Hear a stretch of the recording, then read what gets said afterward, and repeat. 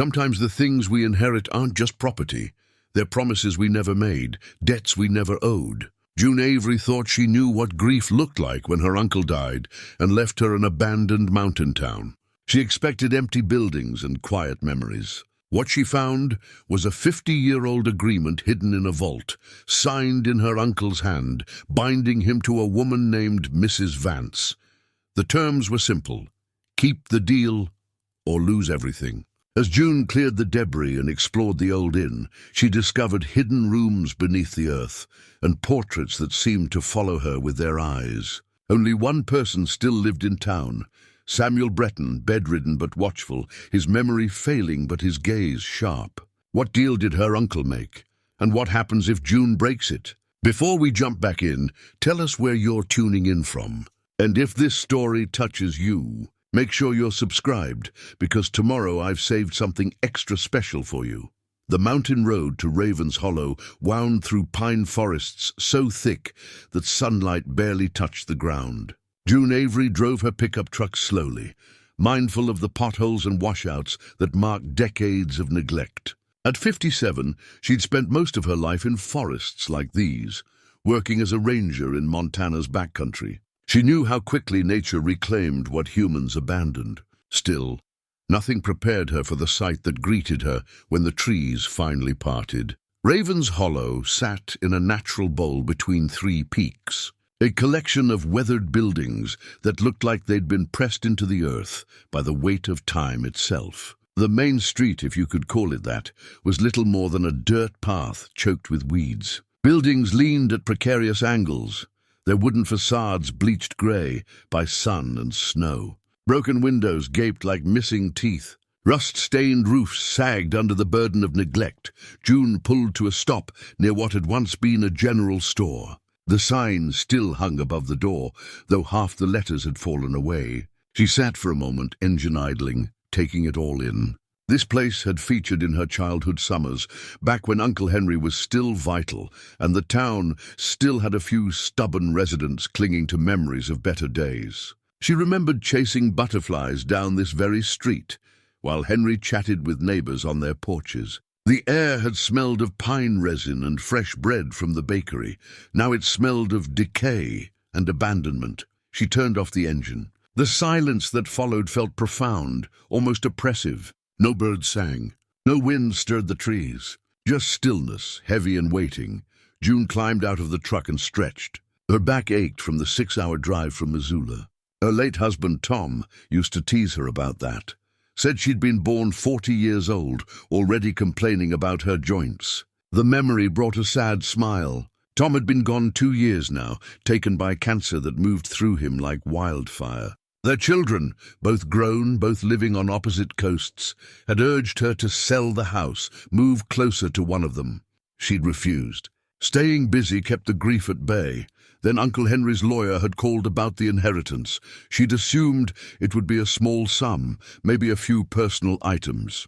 Henry had been 89 when he died, living alone in some rural property she'd never visited. The lawyer's words had stunned her.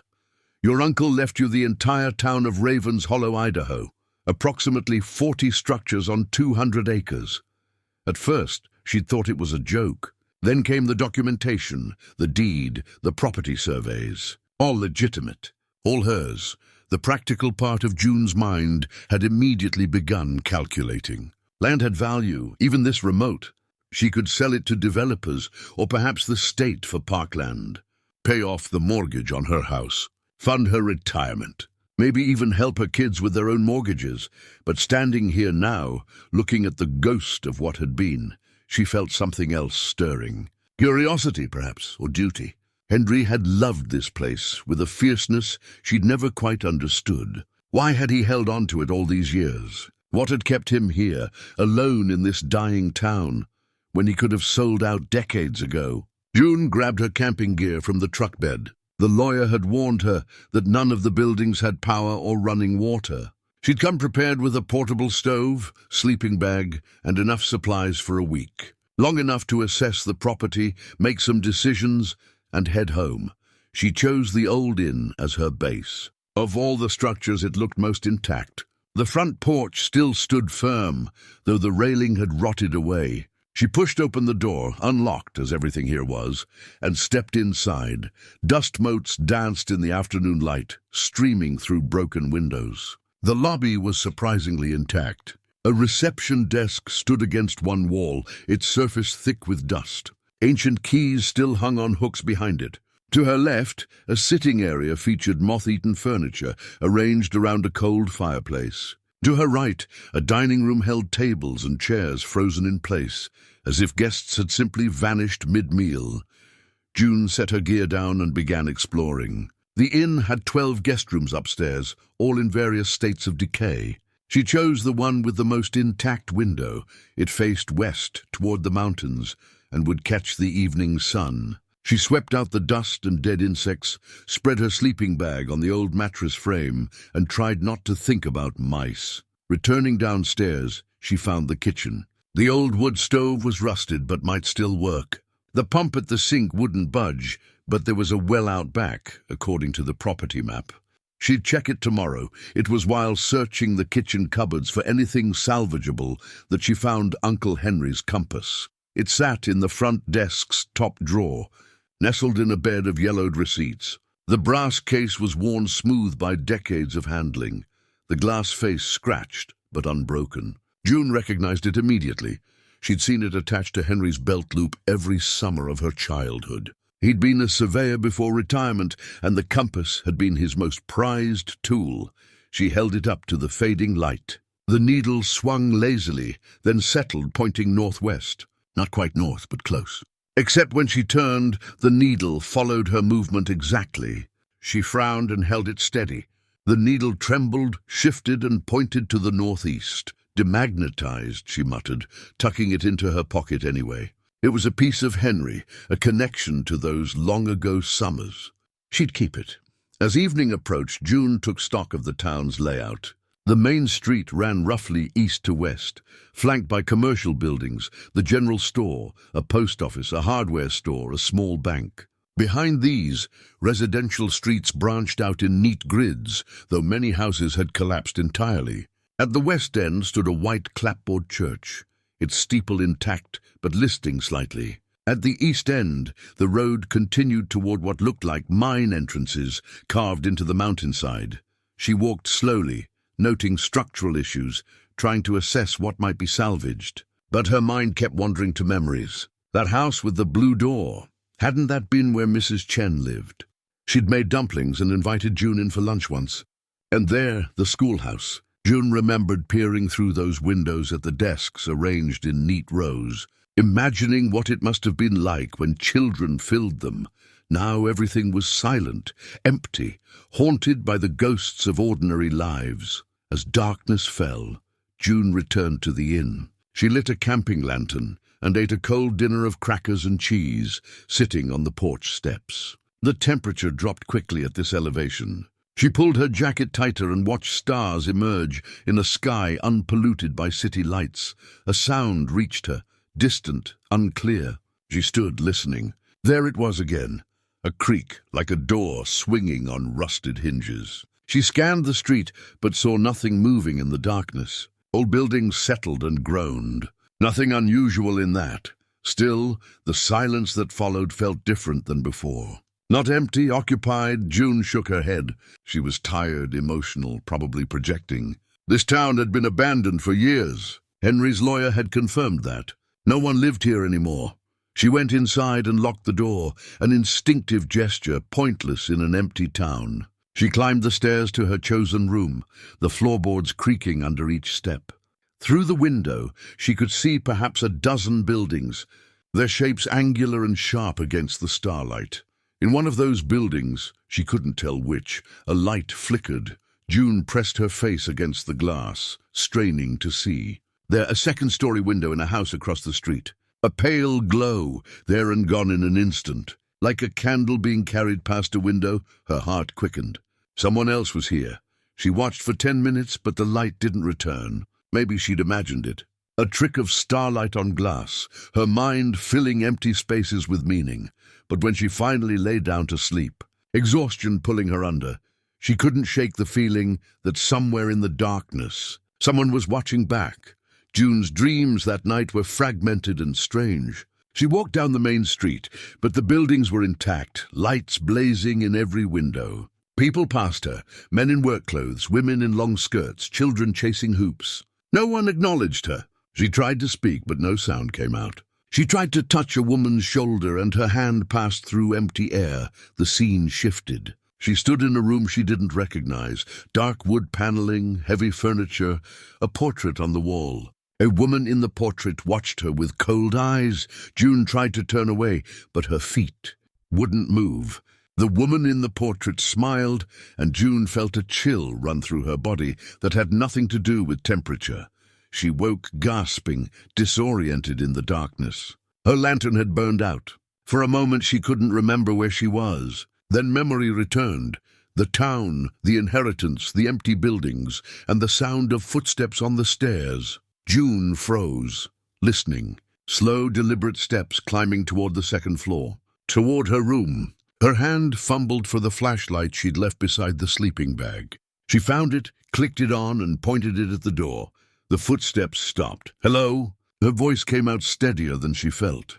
"Is someone there?" Silence. Long and deep. Then, from the other side of the door, "You shouldn't have come here." The voice was male, elderly, rough as gravel. Before June could respond, the footsteps retreated, descending the stairs quickly despite their earlier deliberation. She heard the front door open and close. June sat in darkness, flashlight beam trembling against the door, her heart hammering against her ribs. Someone was here. Someone who didn't want her here. She didn't sleep the rest of that night. She sat with her back against the wall, flashlight in one hand, the old compass clutched in the other like a talisman. Its needle spun slowly in the darkness, pointing nowhere and everywhere at once. When dawn finally broke, painting the room in shades of grey, June made a decision. She would find whoever had spoken to her. She would get answers, and then she would decide whether Raven's Hollow was worth keeping, or if some inheritances were better left unclaimed. Morning light revealed the town in harsh detail. What had seemed mysterious in darkness now appeared simply derelict. Broken windows, collapsed roofs, nature slowly devouring human construction. June splashed water on her face from her canteen and headed toward the building that dominated the east end of Main Street. The bank. It was a squat brick structure, more solid than its wooden neighbors. The front door hung askew, but the walls looked sound. If Henry had kept any records about this property, the bank's vault seemed the logical place to find them. The interior smelled of mildew and rot. June's boots crunched on broken glass as she made her way past the teller windows to the back office. The vault door stood open, heavy steel, surprisingly intact. She'd expected it to be locked, sealed away with whatever secrets small-town banks held. Instead, someone had left it ajar. Henry, she guessed. Who else? Inside the vault, metal deposit boxes lined the walls. Most hung open and empty, but on a small desk in the center sat a leather satchel, dusty but whole. June opened it and found what she was looking for. Papers, property deeds, tax records going back decades, and, tucked at the bottom, a leather-bound ledger. She carried everything outside into better light and sat on the bank's front steps. The tax records told a story of steady decline. Raven's Hollow had thrived in the early 1900s as a mining town, peaked in population around 1920, then slowly emptied as the silver played out. By 1970, fewer than 50 people remained. By 1980, census records showed 0 permanent residents, except Henry had lived here. The lawyer had confirmed it. So who had counted him, and why hadn't he appeared in official records? The ledger provided no immediate answers. Most entries were mundane. Maintenance notes, utility payments to a generator company, supply deliveries from a town 40 miles away. But as June flipped toward the back pages, the entries changed in tone. The handwriting remained Henry's. She recognized his careful block letters, but the content became strange. North boundary walked. Stone markers intact. Bell mechanism serviced. Tolerances holding. Threshold maintained. No breaches. What threshold? What breaches? The final entry, dated 3 months before Henry's death, simply read, "It's been 50 years. I've paid my debt. Time to be free."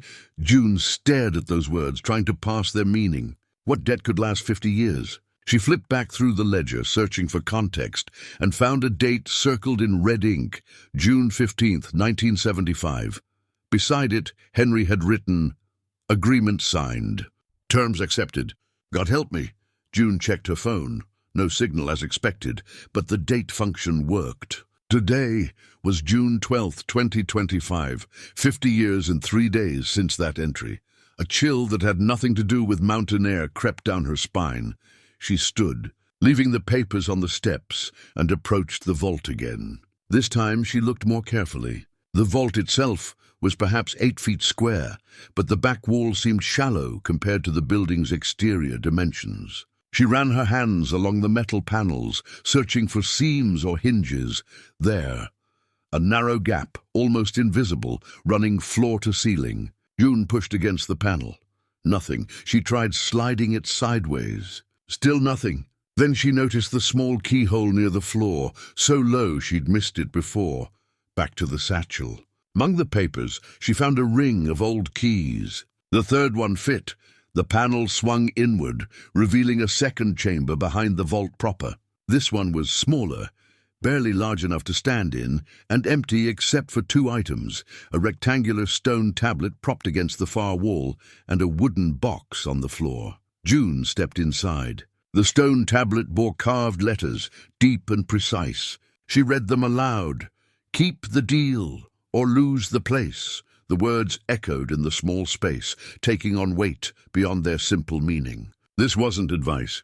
It was a warning, a threat. She knelt and opened the wooden box. Inside lay a single document, its paper thick and yellowed, the ink faded but still legible. It was dated June 15th, 1975, the same date from Henry's ledger. "Agreement of guardianship," the header read. June scanned the text. Legal language, formal and binding. Henry Avery agreed to serve as guardian of Raven's Hollow in perpetuity. In exchange, he would receive ownership of all property within the town boundaries, free and clear of any debt or obligation.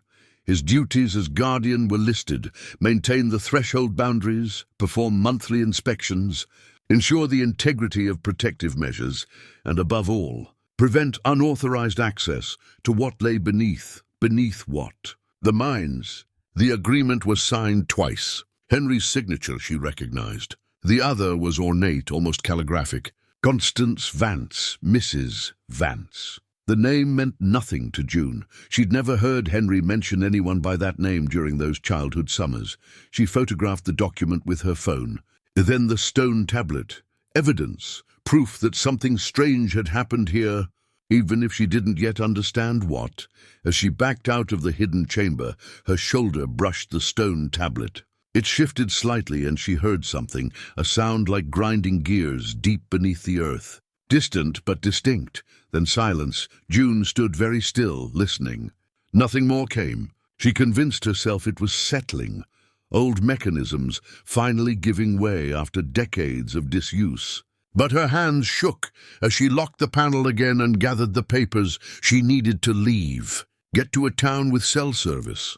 Call a lawyer. Figure out what this agreement meant legally. But when she reached her truck, she found the driver's side tire completely flat. No nail or puncture visible, just deflated, as if the air had simply vanished.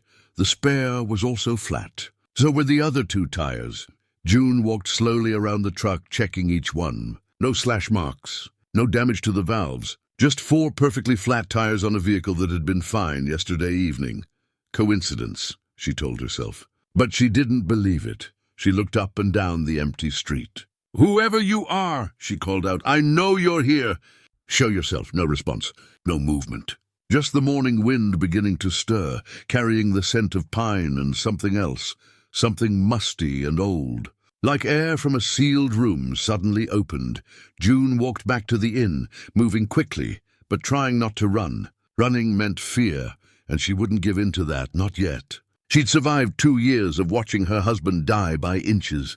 She'd survived the loneliness that followed. She could handle whoever was playing these games. Inside the inn, she locked the door and wedged a chair under the handle. Then she sat at the lobby desk and really examined the agreement she'd photographed. The duties section mentioned threshold boundaries multiple times. It referenced the compact made in blood and stone. It spoke of those who wait beyond, and the Guardian's sacred obligation to keep them out. Keep what out? The final paragraph made June's stomach tighten. This agreement binds not only the signatory, but all blood descendants who inherit the designated property. Acceptance of inheritance constitutes acceptance of duties. Breaking of compact results in forfeiture of all holdings and releases all bound protections. Blood descendants. That meant her. By accepting Henry's inheritance, by coming here and claiming the property, had she bound herself to this agreement. And what were these bound protections that would be released if she broke it? June looked out the window at the quiet street. Nothing moved, but she had the distinct impression that the town itself was watching her, waiting to see what she would do next. That's when she saw him. An old man, standing in the doorway of a house directly across the street. He was there one moment, thin, stooped, wearing faded overalls, and gone the next. But in that brief glimpse, June recognized something. The house he'd emerged from was the same one where she'd seen the light last night. She grabbed her jacket and headed for the door, then stopped. What if this was exactly what someone wanted? To draw her out, isolated and alone. But staying here, trapped in ignorance, felt worse. June took a deep breath, removed the chair from the door, and stepped outside. The morning sun felt too bright, the silence too complete. She crossed the street, climbed the porch steps of the house, and knocked on the door. "I know you're in there," she said. "We need to talk." The door opened slowly, revealing the old man she'd glimpsed. Up close, he looked even older than she'd thought. Somewhere north of 80, his face a map of wrinkles, his eyes roomy but sharp. "You shouldn't have opened that vault," he said. "Now you're bound, just like Henry was." "Just like we all are. Who are you?" June asked. "Samuel Bretton. I'm the caretaker here, or I was until you arrived." He stepped back from the door. "You'd better come in. We have a lot to discuss and not much time. The anniversary is in 3 days. Samuel's house was surprisingly tidy for an abandoned building. Dust-covered surfaces, but furniture stood arranged properly, dishes stacked neatly in the kitchen. Someone had been living here, maintaining some semblance of normal life in this ghost town. "Sit," Samuel said, gesturing to a worn sofa. June remained standing. "You were here last night. You came into the inn and warned me away. I hoped you'd listen." Samuel lowered himself into a rocking chair with the care of someone whose bones didn't work like they used to. "Should have known better. Henry's blood runs stubborn. Tell me about the agreement. What does it mean?" Samuel studied her for a long moment. "How much do you know about this town's history?" "Mining town," Silver played out. "People left. That's what the records show. Records lie. Or at least they don't tell the whole truth." Samuel leaned back, the chair creaking. "Raven's Hollow didn't empty because the silver ran out. It emptied because people got frightened. Strange things happened here. Sounds from the mines at night, livestock going missing, shadows that moved wrong. Old-timers said the land was cursed, that the miners had dug too deep and found something that should have stayed buried." June felt her skepticism rising. "Superstition. Mining communities always had stories like that. Superstition built on truth," Samuel countered. By 1970, only a handful of families remained. Then she arrived. Constance Vance said she'd bought the mineral rights to the whole valley, offered to buy out the remaining residents, pay them well to leave. Most took the deal. The few who refused started having accidents. Not deadly, but enough to convince them. Within a year, everyone was gone except Mrs. Vance and Henry. He came in 1975. Down on his luck, business failed, family counting on him. He'd heard the town was empty, thought maybe he could squat, start over. Mrs. Vance found him within a day, made him an offer, legal ownership of everything, on paper, free and clear. All he had to do was agree to stay and serve as guardian. Guardian of what? Samuel stood with effort and walked to a bookshelf. He pulled down a leather journal, its cover cracked with age, and handed it to June. "Henry kept records. I've been holding these. Thought maybe you'd need them. June opened the journal carefully. The first entry was dated June 16th, 1975, one day after the agreement was signed. Henry's handwriting was younger here, the letters less shaky than in the ledger she'd found. Met with Mrs. Vance today. She showed me the boundaries, stones placed in a circle around the valley, each carved with symbols. She says they're protection, keeping something contained. My job is to walk the boundaries monthly, check for damage, repair if needed. Seems simple enough for ownership of an entire town. June flipped forward, reading entries at random. As months passed, Henry's tone changed. The duties weren't as simple as he'd thought. The symbols on the stones had to be repainted with a specific mixture. He never specified what. The bell in the church had to be rung at exact times, and the mines had to remain sealed no matter what sounds came from them. What was he guarding against? June asked, though part of her didn't want to know. Samuel returned to his chair.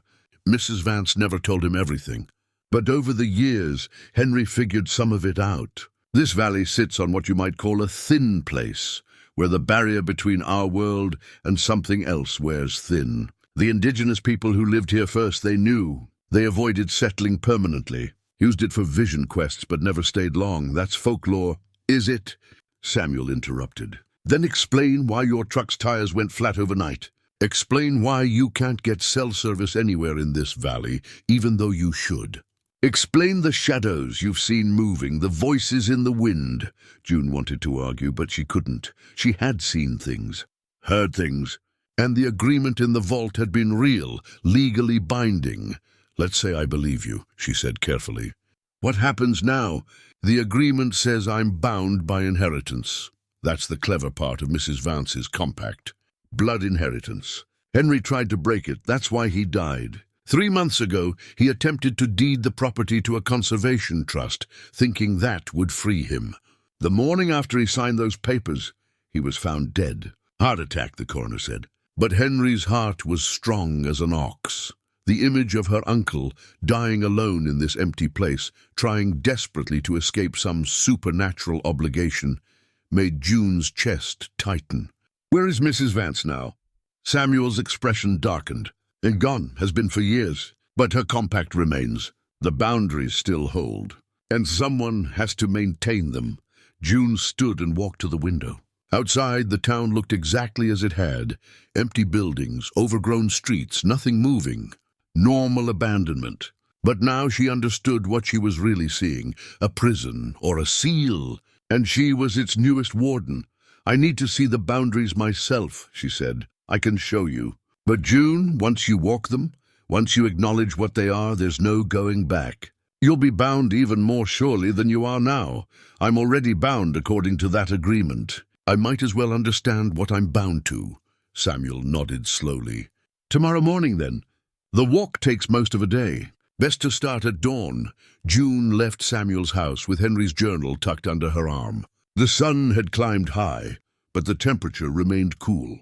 She decided to explore more of the town before nightfall, catalogue what she was dealing with. The inn seemed as good a place as any to make her base of operations. She moved her gear to the dining room. It had fewer drafts than the upstairs bedroom. As she arranged her sleeping bag near the cold fireplace, she noticed the portrait. It hung above the mantel, large and dark with age. A woman in Victorian dress, her face severe and unsmiling. High collar, dark fabric, hands folded in her lap.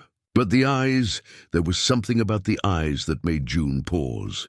They seemed to follow her as she moved. June told herself it was a common optical illusion. Many portraits created that effect through clever positioning. But when she stood directly beneath it and looked up, the woman's gaze had shifted downward, still meeting hers. She stepped back and examined the portrait more carefully. A small brass plate at the bottom of the frame read, Constance Vance, benefactor of Ravens Hollow, 1975. So this was the woman who had created the agreement, who had bought out an entire town, who had bound Henry and now June to some mysterious duty. In the portrait, Mrs. Vance looked perhaps 50 years old, handsome rather than beautiful, wealth evident in the quality of her clothes and jewelry. But there was something in her expression that spoke of loneliness, or perhaps hunger. June pulled a chair over and stood on it to examine the portrait's frame. As she ran her fingers along the ornate wood, she felt a gap.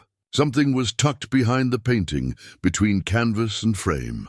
Carefully, she worked it free. Another journal, smaller than Henry's, bound in cracked leather. She stepped down and opened it. The handwriting was different, feminine, flowing. The first entry was dated May 1975. The Brettons arrived today, completing our number. 6 families now, all bound by the compact. They think I've saved them, given them immortality and security. They don't yet understand the price. None of them do. But they will learn, as I have learned, that some gifts are indistinguishable from curses. June's hands trembled as she turned pages. This wasn't Henry's journal. It was Mrs. Vance's, and if the words were true, then Samuel had lied to her. He wasn't just a caretaker. He was one of the original residents, bound by the same compact that had trapped Henry, which meant he was at least 50 years old beyond what he appeared. And he wasn't alone. June read through the night by lantern light, unable to stop even as her eyes grew heavy, and her back ached from hunching over the small journal. Mrs. Vance's entries painted a picture that made Samuel's story look like a pleasant fairy tale. The compact hadn't been about protecting the valley from some external threat. It had been about binding residents to the land itself, offering them extended life in exchange for their permanent presence. Mrs. Vance had needed guardians, people to maintain the boundaries, to feed the threshold with their attention and intention. In return, they aged slowly within the valley's borders. A year inside equaled perhaps a month of normal aging, but the cost was absolute imprisonment. Anyone who tried to leave would age instantly, catching up to their true chronological age in hours or days. Several residents had tested the boundary in the early years. Mrs. Vance documented their fates with clinical detachment. Martin Chen attempted departure June 12, 1976. Reached. The north boundary marker at 6:32 a.m. collapsed. Beyond the line at 6:35 a.m. Aged. Approximately 40 years in 3 minutes. Dead by 6:40 a.m. June felt sick reading those words. These hadn't been willing participants in some mystical arrangement. They'd been prisoners, trapped by their own desire to live. But why? What was the purpose of all this? The answer came in an entry dated December 1978. The mines grow restless again. I can hear them calling even from here. The indigenous people were wise to avoid this place. What we disturbed in Shaft 7 should never have been touched. But it's too late now. The seal holds, but it requires constant maintenance. I cannot do it alone anymore. I was a fool to think I could. So the boundaries weren't just keeping residents in. They were keeping something else contained. Something in the mines that Mrs. Vance and earlier miners had disturbed. June stood and walked to the window.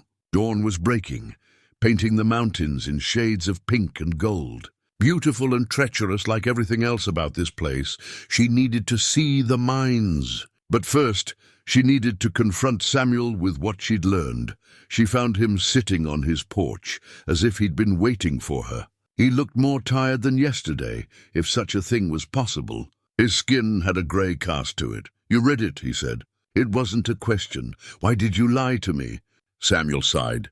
Because the truth sounds insane. How do you tell someone that you've been alive for over 100 years, trapped in a ghost town by a bargain you can't break? June sat on the porch steps, suddenly too weary to stand. Mrs. Vance's journal says there were 6 families. That's more than just you. They're still here, hiding in the old mine complex. We converted some of the upper tunnels into living quarters years ago, safer than the surface buildings, which kept deteriorating. And closer to what we're guarding. Show me. Samuel shook his head. Not yet. First you need to understand what you're dealing with. Come on. He led her to the white church at the west end of town. It stood taller than June remembered from yesterday, its steeple pointing skyward like an accusatory finger. The door opened with a groan of protest. Inside, the church retained more of its original character than other buildings. Pews stood in neat rows. A simple altar held a tarnished cross. Light filtered through intact stained glass windows, casting colored patterns on the dusty floor. Samuel walked to a door beside the altar and gestured for June to follow. Behind it, narrow stairs spiraled upward into the steeple. The climb was steep, and Samuel moved slowly, pausing every few steps to catch his breath. At the top, a small chamber held the church bell. It was larger than June expected, perhaps 4 feet tall, cast from tarnished silver that had darkened to almost black. Strange symbols were carved into its surface, similar to those she'd seen mentioned in Henry's journal. "This is the threshold bell," Samuel said. "Twice a day, dawn and dusk, it rings on its own. Those are the threshold hours, when the barrier between worlds thins. The bell reinforces the boundaries, reminds the land of its compact. As if on cue, the bell began to hum. A low vibration that June felt in her bones before she heard it with her ears. Then the clapper swung, striking the bell's inner surface. The sound that emerged wasn't musical. It was something deeper, more fundamental, like the earth itself groaning. June pressed her hands over her ears, but the sound bypassed them, resonating directly in her chest. Her heartbeat adjusted to match its rhythm. When the ringing finally stopped, she felt dizzy and slightly nauseous. "It does that every morning and evening," Samuel said. "Without it, the boundaries would fail within a week. Henry used to maintain the mechanism, oil the works, replace worn parts. Now I do it, or did until you arrived." June leaned against the wall, waiting for the dizziness to pass. "Mrs. Vance's journal mentions shaft 7. What's there?" "Nothing good. Back in 1889, miners struck silver and something else. The journals from that time aren't clear. Most were destroyed in a fire. But whatever they found, it wasn't natural. People who went down into that shaft came back changed. Some didn't come back at all. And Mrs. Vance, she was fascinated by the occult, by stories of thin places and dimensional boundaries. She bought the mineral rights specifically to investigate the mines. Went down into Shaft 7 herself in 1974, stayed down there for 3 days. When she came up, she had the knowledge to create the compact and the desperation to implement it. June thought about the woman in the portrait, that expression of hunger. She trapped herself too, didn't she?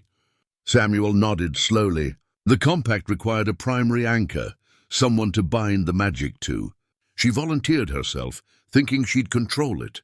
But magic doesn't work like that. It controlled her. By the end, she wasn't even fully human anymore. Just a consciousness bound to the land, unable to leave, unable to die. Where is she now? Gone, we think. Hope. She faded in the late 90s, becoming less substantial each year. One day we realized we couldn't hear her voice anymore, couldn't feel her presence. She'd become part of the valley itself, distributed into the rocks and trees. The thought sent chills down June's spine. And Henry, how did he fit into this?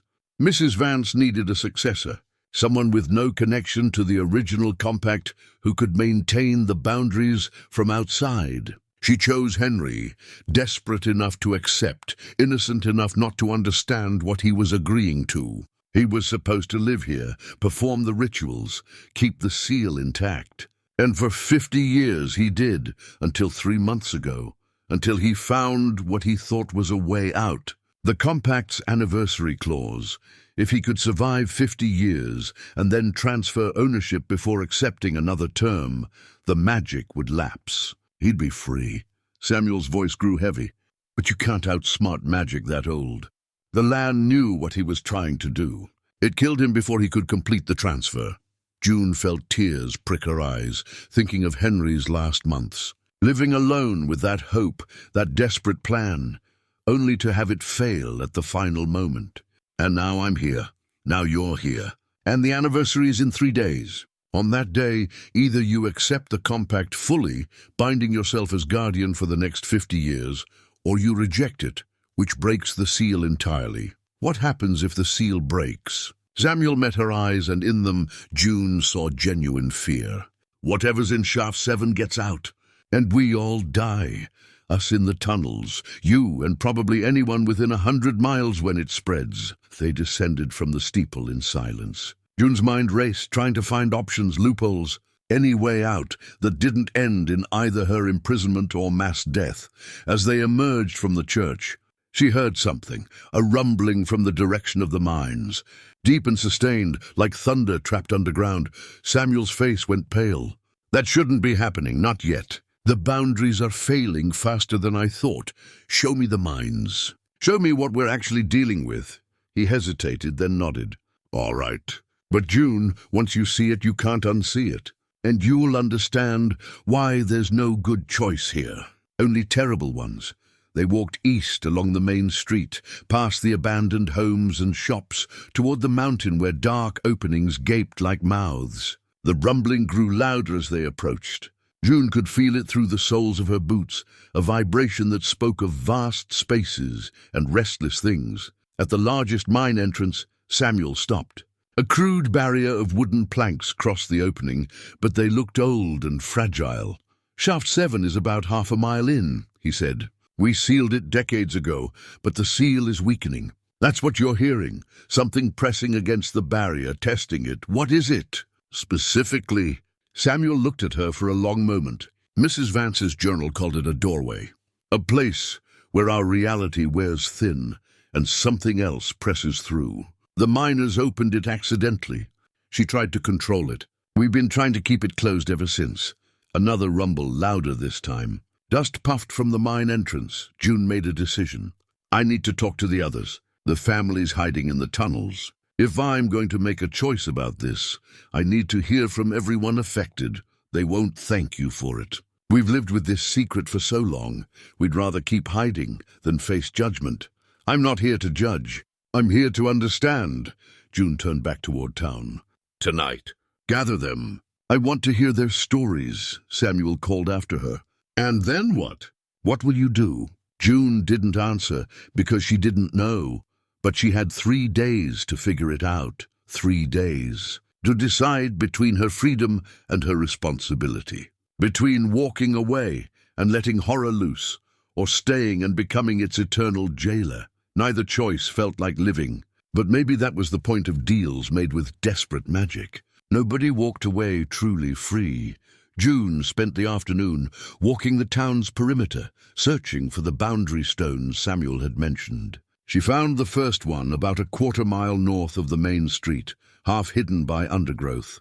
It stood 3 feet tall, weathered granite carved with symbols that hurt to look at directly. They seemed to shift and writhe when she tried to focus on them. Around the stone's base, the vegetation had died back in a perfect circle. Nothing grew within 5 feet of it. The air felt different there, thicker somehow, resistant to movement.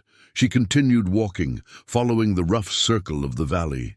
Every quarter-mile or so, she found another stone. Some stood intact, others had toppled or cracked. One in the eastern section had split nearly in half, its symbols barely visible. At that damaged stone, June felt something change. The air beyond it seemed darker, though the sun still shone. She heard whispers, not words exactly, but sounds that wanted to be words. And when she looked into the forest beyond the boundary, she saw shapes moving between the trees. They were indistinct, like shadows cast by nothing. But they moved with purpose, pacing back and forth along an invisible line, waiting. June took a step back. The shapes stopped moving, their attention suddenly fixed on her. She felt their hunger, not for food, but for something more essential. For release, for revenge. She retreated to the boundary stone and examined it more carefully. The crack ran deep, probably caused by freeze-thaw cycles over the years. The symbols on either side of the break no longer aligned properly. Whatever magic they contained had been disrupted. Using her phone, she photographed each boundary stone, documenting their condition. No signal to upload the images, but at least she'd have a record. If she survived this, someone should know what had happened here. By the time she completed the circuit, evening was approaching. The walk had taken nearly 5 hours and her legs ached. But she had a clearer picture now of what she was dealing with. A mystical barrier, slowly failing, held together by old magic and Henry's decades of maintenance. How long could it last without a guardian? Days, weeks. She returned to the inn as the sun touched the western peaks. Samuel waited on the porch, along with 2 others. A woman perhaps 70 years old with grey hair pulled into a severe bun, and a younger man, maybe 40, with haunted eyes. "This is Pauline Carr and Robert Dietrich," Samuel said. "The others are waiting in the mines. They won't come to the surface." Pauline studied June with an intensity that made her uncomfortable. "You have Henry's eyes. I knew him when he first arrived, thought he was a fool for accepting Constance's offer. Turns out I was the fool for accepting mine years earlier. How old are you?" June asked, then immediately regretted the bluntness. 94 on my last birthday. Been here since 1974. Do the math, I should be long dead. Pauline's voice held no self-pity, just statement of fact. "Instead, I'm trapped in a body that's forgotten how to age properly, but remembers everything else about decay." Robert spoke quietly. "I'm 76. Been here since I was 23. My wife and I came together looking for a fresh start. Constance promised us a community, a chance to build something lasting. She didn't mention we'd be prisoners. Your wife died in 1989. Tried to leave, thought maybe she could make it to the boundary before the aging caught up. She was wrong." His voice broke slightly. "I stayed because there was nothing left for me outside, and because someone had to help maintain the seal." June gestured for them to sit. The porch had several rickety chairs that probably wouldn't hold much weight, but they sufficed. "Tell me about the others." Pauline counted on her fingers. 6 of us left. Used to be 12 families, nearly 40 people total. But over the years, some chose death over continuation. Others had accidents. The mines aren't safe, even the upper tunnels. Last death was Martin Ortega 5 years ago. Ceiling collapse. So it's you two plus 4 others, George and Linda Hartwell, married couple, both in their 90s, Thomas Wen, who barely speaks anymore, and Margaret Stone, who's been declining mentally for a decade. She thinks it's still 1975 sometimes.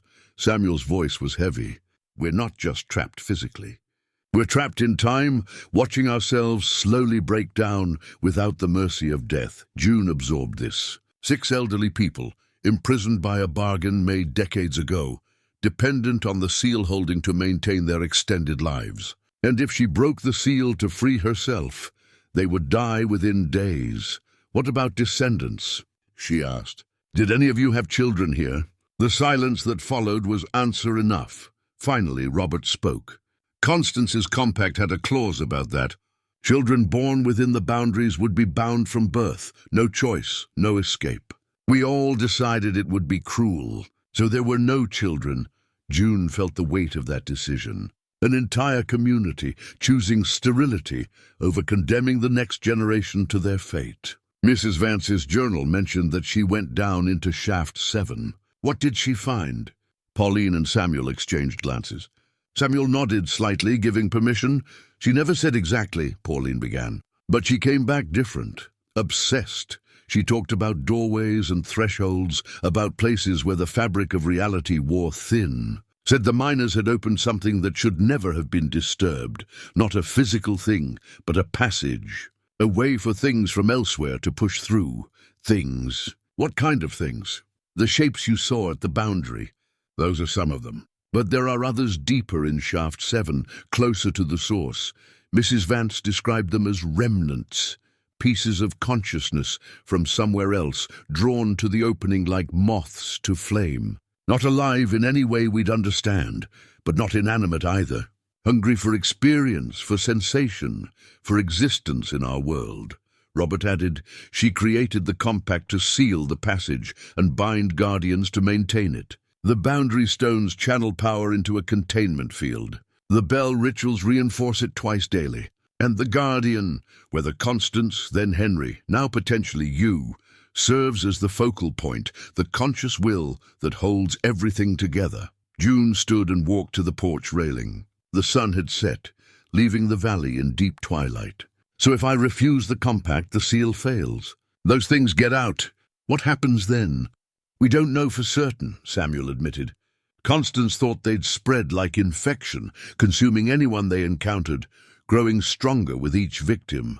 Henry worried they'd simply dissipate, but leave behind a kind of spiritual poison.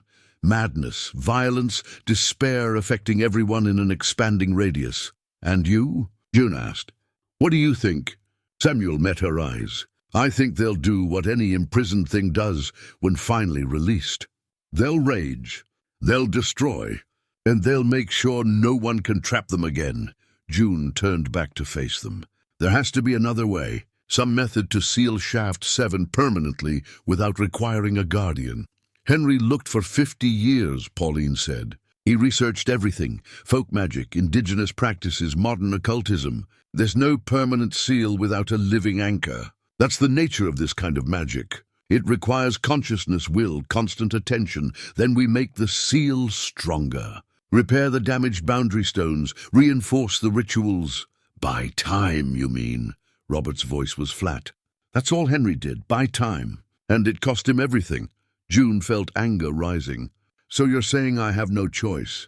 Accept 50 years of imprisonment or doom everyone." "We're saying," Samuel said carefully, "that you have the choice Henry didn't. Time to understand what you're accepting before the anniversary binds you automatically. 3 days to decide if you can live with either option." Another rumble from the mines, loud enough to rattle the porch boards. Dust rose from the eastern end of town like smoke from a fire. "The damaged boundary stone," June said. "That's weakening the whole system." Samuel nodded.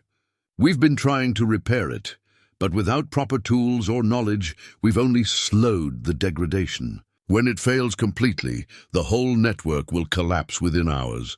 June made a decision. "Then we fix it. Tonight. Whatever materials Henry used, wherever he kept his tools, we gather everything and repair that stone before it fails." "That might buy us a few more days," Pauline said. "But it won't solve the fundamental problem.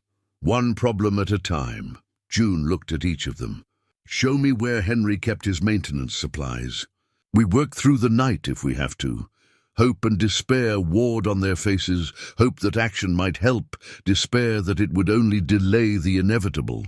But they stood, and Samuel led them toward one of the storage sheds behind the general store. As they walked through the darkening town, June felt the weight of her inheritance settling onto her shoulders. Not just property, but responsibility. Not just buildings, but lives. And somewhere deep in Shaft 7, things that had been waiting for decades, sensing weakness, preparing for release. Henry's maintenance shed was surprisingly well organized. Shelves held mason jars filled with various powders and liquids, each labeled in his careful handwriting. Tools hung from hooks on the walls. And in the corner, June found what she was looking for, a metal box containing several notebooks bound together with twine. She opened the first notebook and found detailed instructions. Boundary stone maintenance and repair, critical procedures. Henry had documented everything. The mixture for repainting symbols, ground silver mixed with ash from blessed wood, and something he called threshold water, collected during the bell rituals. The proper way to realign a cracked stone using iron wedges and copper wire. Even the words to speak while performing repairs. A kind of prayer or incantation that reinforced the magical connection. He was thorough, June said. Impressed despite herself. He had to be, Samuel replied. One mistake, one shortcut, and the whole system could fail. Constance taught him the basics, but he refined the techniques over 50 years. This is his legacy, the accumulated knowledge of keeping hell sealed. They gathered supplies, jars of powder, brushes for painting, copper wire coiled in thick loops, iron wedges, and lanterns for light. The work would be delicate, requiring precision in the darkness. The four of them, June, Samuel, Pauline, and Robert, made their way to the damaged boundary stone. Full night had fallen, and the forest beyond the boundary seemed alive with movement. Those shadow shapes gathered closer now, drawn by the stone's weakness. June set up lanterns in a circle around the work area. In their combined light, the damage looked even worse than she'd thought. The crack ran completely through the stone, separating it into two pieces that had shifted slightly apart. First, we realign the pieces, June read from Henry's instructions. Use iron wedges to lever them back together. The iron disrupts hostile magical energies while allowing beneficial ones to flow. Samuel and Robert positioned wedges at the base, while June and Pauline pulled on ropes looped around the stone's top. Slowly, the two pieces ground together, the crack narrowing from 2 inches to less than half an inch. "Now the copper wire," June directed. "We bind them together, wrapping the wire through these channels Henry carved." The channels were barely visible, thin grooves spiraling around the stone's circumference. They fed the copper wire through, pulling it tight, binding the broken stone back into one piece. "It wouldn't be as strong as before, but it would hold. The symbols next," June said. "We need to repaint them where they've been damaged." Pauline mixed the silver powder with ash and threshold water, creating a paste that gleamed faintly in the lantern light. June took a brush and began carefully tracing the symbols from Henry's diagram. They were complex, layered geometric patterns that seemed to fold in on themselves. As she painted, she felt something shift. The air grew colder. The shadow shapes beyond the boundary pressed closer, close enough that she could almost make out features, suggestions of faces, twisted and hungry. "They know what we're doing," Robert said quietly. "They're trying to interfere." June kept painting, forcing her hand steady. Each symbol had to be perfect. Henry's notes stressed that even small errors could weaken rather than strengthen the boundary. The final step was the incantation. June read the words from Henry's notebook, speaking them clearly.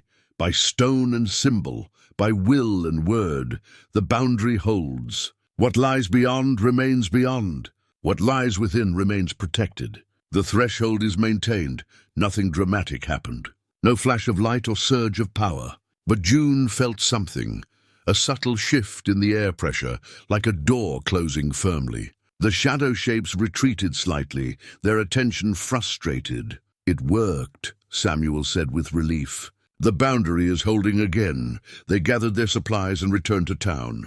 June's hands trembled with exhaustion, but also with something else, a sense that she'd just performed something significant, something that connected her to Henry's 50 years of lonely work. Back at the inn, Pauline made coffee on June's camping stove. They sat in the dining room, warming their hands on chipped mugs, too tired to speak at first. Finally, June broke the silence. Henry's last journal entry said he found a way out. "Do any of you know what he meant?" The others exchanged glances. Samuel spoke reluctantly. "He discovered something in Constance's original compact. A sunset clause. If the Guardian completed a 50-year term and transferred ownership before the anniversary date, without accepting a new term, the compact would expire." "But he died before he could complete the transfer," June said. "Not quite." Pauline pulled a folded document from her pocket. "He did complete it. 3 months ago. Transferred everything to you in a legally binding document. But the compact, the magical part, didn't honor it. It killed him anyway." June took the document with shaking hands. It was a deed transfer, properly notarized, dated 3 months ago. Henry Avery, transferring all property rights to June Avery, his niece, with no conditions or encumbrances. "If this is legal," June said slowly, "then I already own the property. I owned it before I ever came here. Legally, yes. Magically, no." Samuel leaned forward. "The compact requires conscious acceptance. You had to come here, had to open the vault, had to see the agreement. That's when the magical binding took effect. Henry thought the legal transfer would preempt the magical one. He was wrong." June read the document again, searching for loopholes, any detail that might matter. "The anniversary is in 3 days. What if I simply don't accept? What if I do nothing?" "Then the compact considers you in default," Robert explained. "Same as if you explicitly rejected it. The seal fails, the boundaries collapse. But what if there's a middle ground? What if I accept temporary guardianship, just long enough to find a real solution? A way to seal Shaft 7 permanently?" Pauline shook her head. "The compact doesn't negotiate. It's binary. Accept the full 50-year term or reject it entirely. Henry tried to find middle ground for decades. There isn't one." June set down the document and rubbed her eyes. Her children were probably worried. She'd told them she'd call when she arrived, but there was no signal. They'd expect her back in Missoula within a week. Instead, she was trapped in an impossible decision between freedom and mass destruction. "Tell me about Constance Vance," she said. "Before the compact, who was she?" Pauline seemed surprised by the question, but answered. "Wealthy heiress. East Coast family. Lost her parents young, inherited a fortune. became obsessed with spiritualism and the occult, not unusual for women of her time who couldn't find fulfillment in society. She was brilliant, educated, but also desperately lonely and afraid of death. So she created immortality, June said. Or her version of it. She created a prison, Robert corrected, for herself and everyone she convinced to join her. At first, we thought it was wonderful, extended life, a community apart from the world, time to pursue what mattered. But immortality loses its appeal when you realize it's just endless repetition with no escape, Samuel added. By the end, Constance wasn't even trying to escape anymore. She'd been bound so long, become so entangled with the magic, that she and it were indistinguishable. That's what frightens me about you accepting the compact. Not just that you'd be trapped for 50 years, but what you might become in that time. Henry didn't become like her, June protested. Henry had 50 years. Constance had nearly 25 before Henry arrived. What might you become after 50? Or if you find another successor and trap them for another 50 after that? Samuel's voice was gentle but firm. The compact doesn't just imprison, it transforms. And not in good ways. June stood and walked to the window. Dawn was approaching, the sky lightening to grey in the east. In a few minutes, the threshold bell would ring, marking another day closer to the anniversary. There has to be something in Constance's writings, she said. Something we've missed. A weakness in the compact, a way to unmake it. Henry looked for 50 years, Pauline repeated. Then I'll look harder. June turned to face them. Where are Constance's personal effects? Her journals, her research, anything she left behind? Most were in her house, which burned in 1982, Robert said. Whether by accident or by Constance's design, we never knew. What survived is in the mine tunnels where we live. Then that's where I'm going. After the bell rings, after I've rested a few hours, I want to see everything you have. The bell began its morning ring, the sound rolling across the valley like a wave. June felt it in her chest, that same uncomfortable resonance, her heartbeat adjusting to match its rhythm. When it finally stopped, she was alone. The others had left while the bell rang, perhaps unable to bear its sound this close to the anniversary. June climbed the stairs to her makeshift bedroom and lay down, bone-tired, but with her mind racing. Somewhere in Constance Vance's history was an answer. There had to be. Because the alternative, accepting 50 years of isolation, or breaking the seal and unleashing horror, was unacceptable. She would find a third way. She had to. June slept fitfully for a few hours, her dreams filled with shadow shapes and bells that rang without sound. When she woke, the sun stood high and harsh. She splashed water on her face, ate a protein bar from her dwindling supplies, and headed for the mines. Samuel met her at the entrance to what he called the living tunnels, a network of upper passages that the 6 residents had converted into a semblance of home. Battery-powered lanterns illuminated rough walls. Makeshift furniture created individual spaces. It looked like a disaster shelter that had become permanent. The other residents gathered as June entered, George and Linda Hartwell, a couple who moved as one unit, their hands constantly finding each other. Thomas Wen, silent and watchful, and Margaret Stone, who hummed to herself and smiled at nothing. "Show me Constance's papers," June said without preamble. Pauline led her to a chamber deeper in the tunnels. Here, metal filing cabinets stood in neat rows, salvaged from the town's offices. "We've preserved everything we could. Constance's journals, her correspondence, her research into the occult. George used to be a librarian, he organized it all."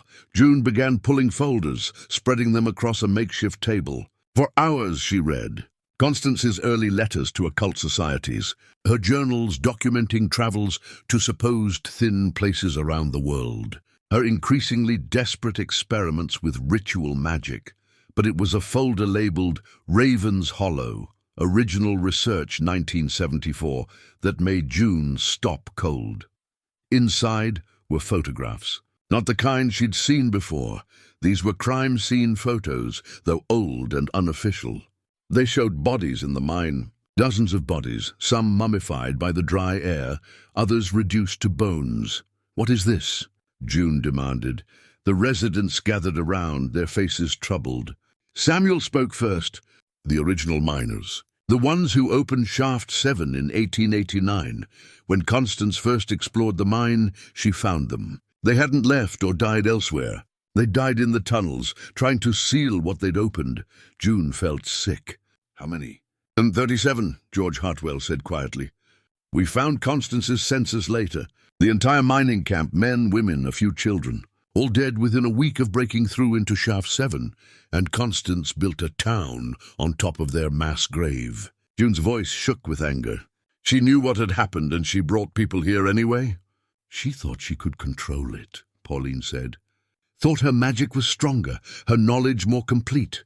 She was wrong, June kept reading, her horror growing. Constance's notes documented how she disposed of the bodies, cremated them, and scattered the ashes at the boundary stones, using them as the final component in her binding magic. The protective symbols weren't just carved and painted. They were sealed with human remains.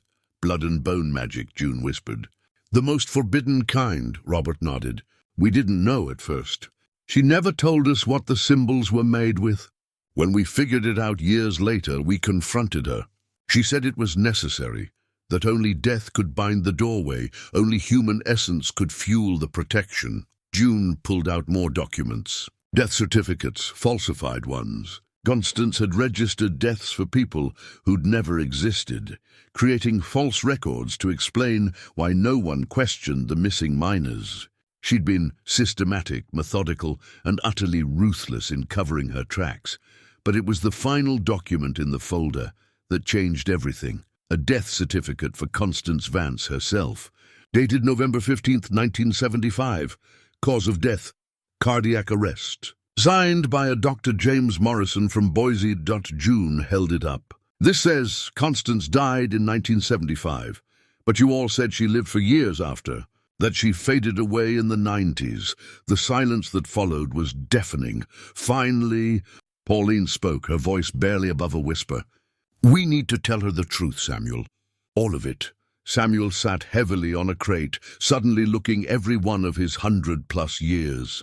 Constance didn't die naturally. We killed her. The words hung in the air like smoke. June felt the world tilt slightly. We'd been here about 6 months, Samuel continued. Long enough to understand what we'd agreed to. That we were prisoners. That our lives would stretch on endlessly with no hope of escape. We confronted Constance, demanded she release us. She refused. Said the compact was eternal, that breaking it would doom everyone. Pauline picked up the story. We didn't believe her. Thought she was just trying to maintain control. So her voice broke. We planned it, all of us. Made it look like an accident. The cracked boundary stone, June said, understanding dawning. That's not from weather damage. That's where you killed her, Robert nodded. We used one of the stones as a weapon. Thought if we killed the primary anchor, the magic would die with her. We were wrong. So terribly wrong. The magic didn't die, June said slowly. It just redistributed. Became part of the land itself, like you said. But you all murdered someone and lied about it for 50 years. We were desperate, George Hartwell said, speaking for the first time. His voice was cultured, soft. You have to understand. The realization that we traded our freedom for extended imprisonment, it broke something in us. We thought we were saving ourselves and anyone else Constance might trap. And Henry, June demanded. Did you trap him too? The guilt on their faces was answer enough. We forged Constance's signature on the guardianship agreement, Pauline admitted.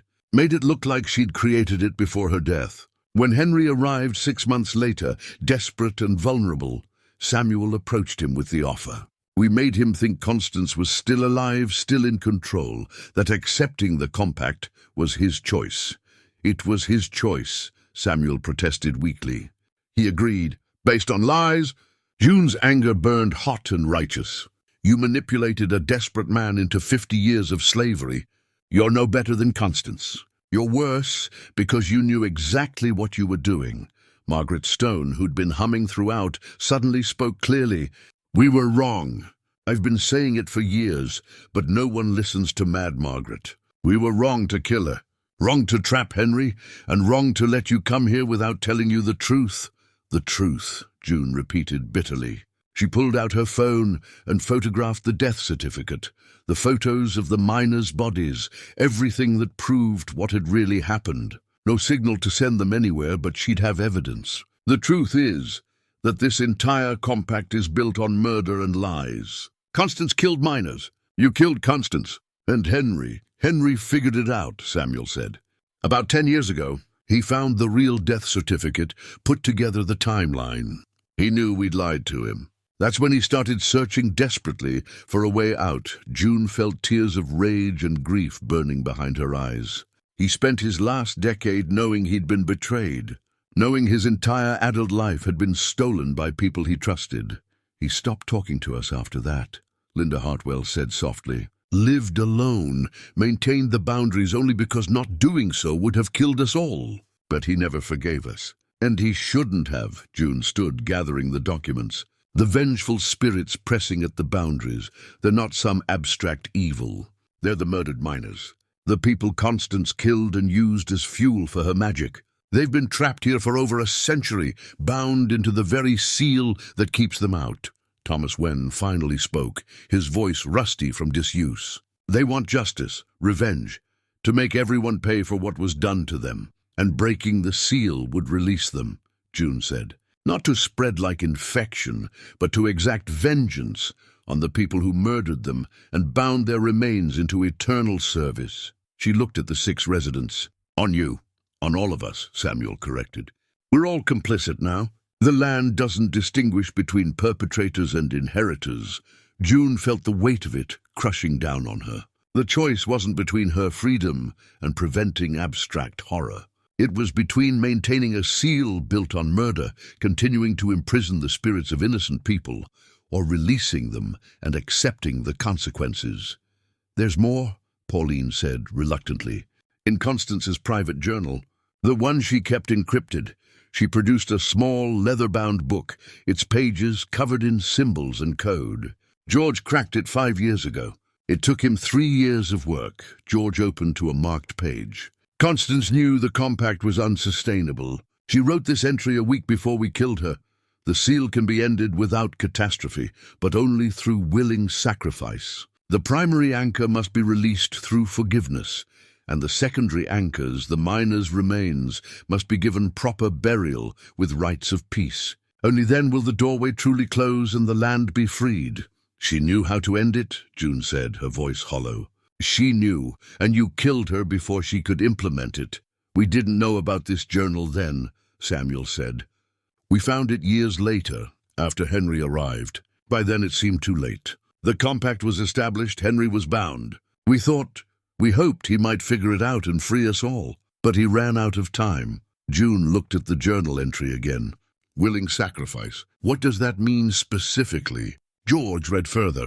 The current guardian must choose to release the seal, accepting all spiritual debt onto themselves. The miner's remains must be gathered and buried with honors. And the murderer, Constance wrote, those who spilled innocent blood must be judged. The residents looked at each other with dawning horror. That means us, Robert said. We spilled Constance's blood. We're the murderers who need to be judged. And judgment means death, Pauline added quietly. We've always known, deep down, that we couldn't escape what we did. We've just been delaying it for 50 years. June felt something shift in her understanding. This wasn't about choosing between bad options. It was about ending a cycle of violence and imprisonment that had started with Constance's. Murder of the miners and continued through the residents. Murder of Constance and their entrapment of Henry. The anniversary isn't just a renewal date, she said. It's an opportunity for resolution. Every 50 years, the compact allows for a complete reset. If someone is willing to see it through, Samuel nodded slowly. Henry must have understood this. That's why he tried to transfer ownership before the anniversary. He wanted to put someone in position who wasn't complicit, who could make the choice with clean hands. He chose me, June said, because I'm innocent of all this. I can perform the release without being subject to the judgment. But the spiritual debt, Linda Hartwell protested. Constance wrote that the guardian accepts it. What does that mean for you? June read the passage again carefully. It means I experience what they experienced. The miner's terror and death, Constance's fear and rage, Henry's betrayal and loneliness, all of it compressed into a single moment of understanding that could destroy your mind, George said. The human psyche isn't meant to contain that much trauma at once. Maybe not, June agreed. But the alternative is maintaining this nightmare forever. And I won't do that. I won't be the next link in this chain of imprisonment and lies. She looked at each of them. If I do this, if I perform the release ritual, you all understand what happens to you. We die, Pauline said simply. Probably quickly as our true age catches up. We're ready. We should have been ready 50 years ago. Not just die, June corrected gently. Face judgment. Whatever that means in spiritual terms. We deserve whatever we get, Robert said. We've known that for decades. We're just cowards who chose continued existence over accountability. Margaret Stone had stopped humming. She looked directly at June with clear, lucid eyes. Do it, please, end this. Let us rest. Let the miners rest. Let Henry rest. Break the chain. June felt the decision crystallize. It terrified her, the thought of experiencing that much pain, that much death and betrayal. But it was right. It was the only way to actually end this, rather than just passing it on to the next victim. I'll need your help, she said. Constance's journal describes the ritual. George nodded and began turning pages. It's complex. Requires gathering the ashes from the boundary stones, performing last rites, and completing the release at dawn on the anniversary at the site of Constance's death. The cracked boundary stone, June said. 3 days from now. We have 3 days to prepare. She looked around the chamber at these 6 elderly people who'd lived a half-century with their guilt and fear. They looked small, fragile, human in their brokenness. Not monsters, just people who'd made terrible choices in desperation. I need to know, June said. If you could go back, knowing everything, would you still accept Constance's original offer? The answers varied. Some said no immediately. Others hesitated. But Pauline's response struck June most. I'd accept the knowledge of my mortality. I'd refuse the temptation to escape it. That's where we all went wrong, thinking we could cheat death rather than accepting it as part of life. June spent the next hour studying Constance's ritual notes with George. The procedure was elaborate but clear.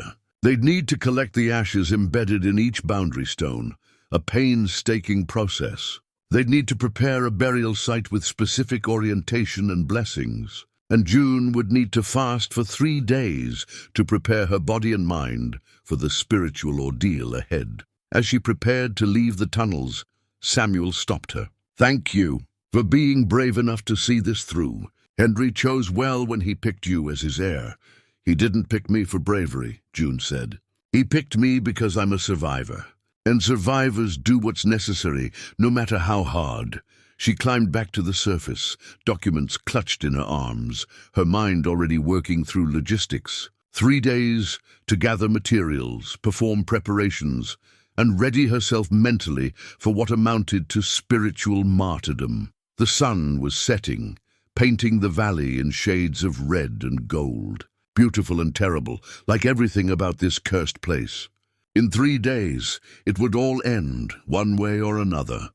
June walked back to the inn, passing the church as the threshold bell began its evening ring. This time she didn't flinch from the sound. Instead, she let it wash through her, felt its rhythm, understood it for what it was, a death knell, counting down to an ending 50 years overdue. The first day of preparation passed in a blur of activity. June and the residents worked systematically, moving from boundary stone to boundary stone, carefully scraping away the painted symbols to collect the ash beneath. Each stone yielded a small amount, perhaps a tablespoon, of fine grey powder that felt oddly warm to the touch.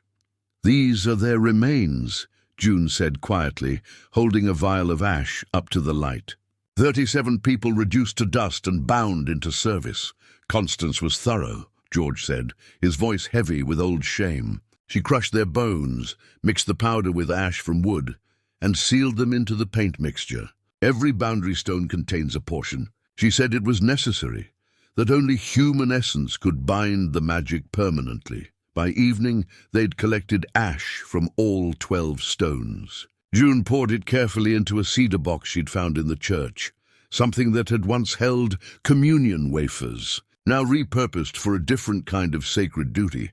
The second day, they prepared the burial site. Following Constance's instructions, they chose a location north of town, beyond the boundary markers, in a clearing where aspens grew in a perfect circle. The ground was rocky and hard, but they worked together to dig a grave deep enough to hold the cedar box.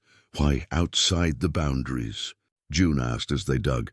"They need to be freed from the seal," Pauline explained, leaning on her shovel. "Buried within the boundaries, they'd remain trapped. Beyond it, they can finally rest." Thomas Wen, who'd been mostly silent, spoke up. "The aspens will help. Indigenous peoples considered them sacred, trees that connect earth and sky, perfect for guiding spirits home." As they worked, June became aware of the shadow shapes gathering at the tree line. They were closer now, more distinct. She could almost make out faces, men in work clothes, a few women, even a small child. The murdered miners, watching their potential liberation take form. "Do they know what we're planning?" June asked. Samuel nodded. "They've always known, on some level. They're bound to the land like we are. They understand ritual and intention. Are they angry? Wouldn't you be? A century of imprisonment, your very essence used to maintain your own cage." Samuel paused in his digging. "But I think they also hope. They've been waiting so long for someone to finally do the right thing." By sunset, the grave was complete. They lined it with stones from the creek bed, creating a cairn structure that would protect the cedar box. June felt the rightness of it. These people who died in darkness, finally being honored with care and intention. The third day, the day before the anniversary, June fasted as Constance's instructions required. She drank only water and spent the day in preparation of a different kind, mental and spiritual. She walked through the town slowly, visiting every building, trying to understand what it had been before tragedy struck. The general store with its empty shelves, the schoolhouse with its dusty desks arranged in rows, the homes where families had lived and hoped and died. In the afternoon, she climbed to the church steeple one final time. The threshold bell hung silent, waiting for its evening ring. June reached out and touched it, feeling the cold metal beneath her palm. "Tomorrow," she told it. "Tomorrow this all ends." The bell seemed to hum in response, a vibration so subtle she might have imagined it. But June felt it in her bones, acknowledgement and perhaps gratitude. She descended and found Pauline waiting in the sanctuary. The old woman looked fragile in the afternoon light filtering through stained glass. "I wanted to talk to you alone," Pauline said. "Before tomorrow." June sat beside her in the front pew. "All right. What you're doing, taking on all that spiritual debt, all that trauma, it's more than brave. It's sacrificial. You're choosing to suffer so others can be free. Someone has to break the cycle. Yes, but it doesn't have to be you. You could walk away, refuse the compact, let the seal fail naturally. We'd die, yes, and the miners' spirits would be released. It would be chaos for a while, but eventually things would settle." June shook her head. "That's not ending it. That's just abandoning it. The miners deserve proper burial and honor. You all deserve to face judgment with dignity rather than dying in chaos. And the land itself deserves to be freed from this corruption. Walking away doesn't accomplish any of that." Pauline smiled sadly. "You have more integrity than any of us ever did. Henry would be proud. Henry deserved better than what you gave him." Yes, he did." Pauline looked down at her weathered hands. "I want you to know, we're grateful. Even though we don't deserve your help, we're grateful you're willing to give it." "I'm not doing it for you," June said honestly. "I'm doing it because it's right. Because this wrong needs to be corrected, and I'm apparently the only one in position to correct it." They sat in silence for a while, listening to the church settling around them. Finally Pauline stood. "Tomorrow at dawn, we'll gather at the cracked boundary stone. The ritual needs to happen exactly as the sun breaks the horizon, the threshold hour, when the boundary between worlds is thinnest. I'll be ready." That evening, June wrote letters to her children. She didn't know if she'd survive tomorrow's ritual intact. Constance's notes warned that taking on that much spiritual trauma could shatter the mind. June needed her children to know what she'd chosen and why. "Dear Michael," she wrote to her son, "by the time you read this, I'll have done something that probably seems crazy. But I want you to understand, there are moments in life when you're called to do the right thing, even when it costs you everything. Your father understood that. He faced his death with courage and grace. I hope I can do the same." To her daughter, "Sarah, you always said I was too practical, too focused on what's immediately in front of me." Maybe that was true. But sometimes practical means seeing what needs to be done and doing it regardless of personal cost. I hope you'll be proud of your old mom. I hope you'll understand. She sealed the letters and left them on the inn's front desk, where they'd be found eventually. Then she spent her final evening reviewing Constance's ritual instructions one more time. The process was complex. She'd need to gather the cedar box from the burial site, carry it to the cracked boundary stone at the location of Constance's murder, pour the ashes in a circle around the stone, speak the words of release, part apology, part benediction, part plea for forgiveness, and then open herself completely to the spiritual debt. Let in all the pain, all the fear, all the rage and sorrow accumulated over a century. Experience it, acknowledge it, accept it. And finally, release it. If her mind survived, the seal would break cleanly. The miners' spirits would be freed to their rest. The compact would dissolve, and the 6 surviving residents would face whatever judgment awaited them. If her mind didn't survive, well, at least the cycle would be broken. That was something. As night fell, June lay down but didn't sleep. She thought about Tom, her late husband, about their years together, the good and the bad, about watching him die and discovering she was stronger than she'd thought. She thought about Henry, spending 50 years in this valley, maintaining a seal built on lies, finally figuring out the truth and desperately trying to escape. She thought about his last months, setting everything in place, choosing June as his heir, because he believed she could finish what he'd started. She thought about her own life, 57 years of being practical, capable, reliable, the person others depended on, the survivor, and now possibly the sacrifice. "I'm scared," she whispered into the darkness. "I'm so scared." But fear didn't change what needed to happen. It never did. The threshold bell rang for the final time, its sound rolling across the valley in waves. June felt it in her chest, matching her heartbeat, reminding her body of its rhythm. Soon that rhythm would be disrupted. Soon everything would change. She rose before dawn and dressed simply. Jeans, a flannel shirt, her hiking boots. Practical clothes for impractical magic. She braided her hair back and looked at herself in a cracked mirror hanging in the inn's lobby.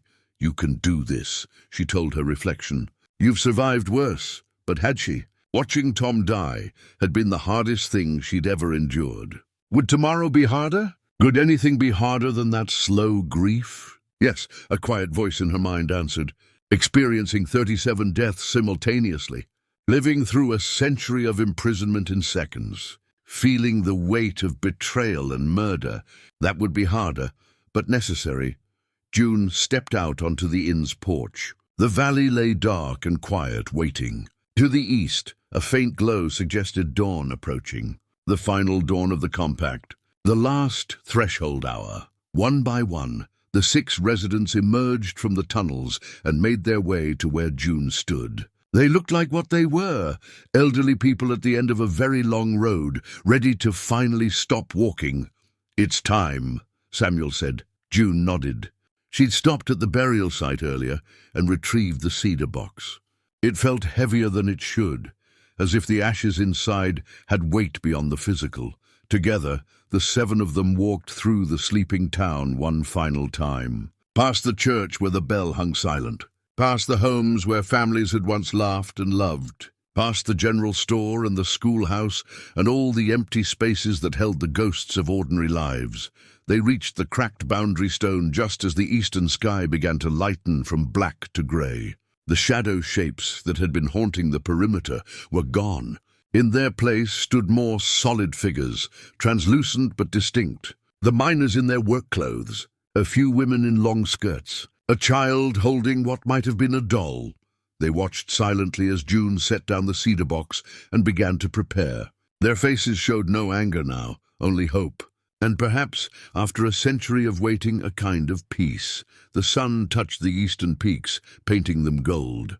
June opened the cedar box and began pouring the ashes in a circle around the cracked boundary stone, just as Constance's instructions specified. The powder fell in a thin stream, catching the dawn light, almost seeming to glow. As she poured, the 6 residents arranged themselves at even intervals around the circle. They joined hands, creating a human chain. Samuel caught June's eye and nodded. They were ready. June completed the circle and set down the empty box. She stood beside the cracked stone and pulled out the paper where she'd copied Constance's words of release. Her hands trembled slightly, but her voice came out steady. "We gather at the threshold hour to right an old wrong, to free those bound unjustly, to end imprisonment built on death and lies." The translucent figures of the miners moved closer, forming their own circle outside the ash. The air grew thick, charged with potential. 37 souls were taken in 1889, their deaths violent and their remains desecrated. They were bound into service without consent, their very essence used to create chains that held them captive.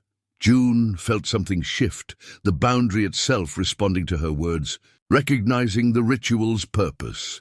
Constance Vance committed these acts in pursuit of immortality. In 1975, she was killed by those she had trapped, and the cycle of violence continued. Henry Avery was deceived into serving as guardian, his life stolen by lies. The residents standing around the circle looked down, unable to meet the miners' translucent gazes. "Today we break this cycle. Today we make amends." June's voice grew stronger. "I offer myself as vessel for the debt. I accept the burden of understanding, all the pain, all the fear, all the injustice. Let it flow through me so that it can finally be released." The first rays of direct sunlight broke over the peaks, striking the boundary stone. The crack in its surface began to glow, a light that seemed to come from within the rock itself. June placed both hands on the stone. The cold granite burned like ice against her palms. "By this stone where blood was spilled, I invoke the terms of release. Let the bound go free. Let the imprisoned find rest. Let the debt be paid."